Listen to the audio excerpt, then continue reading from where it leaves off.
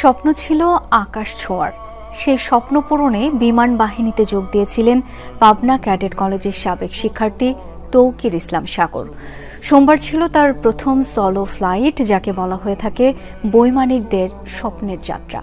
স্মরণীয় এই দিনটিকে ঘিরে উচ্ছ্বসিত ছিলেন রাজশাহীতে বসবাসরত তরুণ বৈমানিকের স্বজনরাও।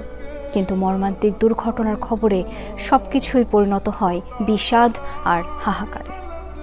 সোমবার বিকেল 5:30 পর্যন্ত ফ্লাইট লেফটেন্যান্ট তৌকির ইসলাম সাগরের মা বাবা বোন জানতেন না তিনি মারা গেছেন।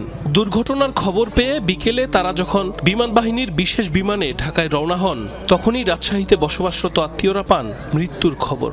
আমি জানি প্রায় 2:30টার দিকে আমাকে একজন ফোন দিয়ে বললো, তোমার ভাগনার খবর কিছু জানো? বুঝছেন না তো, তোমার ভাগনা বোধহয় মারা গেছে, দেখো। রাজশাহীর উপশহর 3 নম্বর সেক্টরের আশ্রয় ভবন নামের বাসায় ভাড়া থাকেন নিহত বৈমানিকের পরিবার।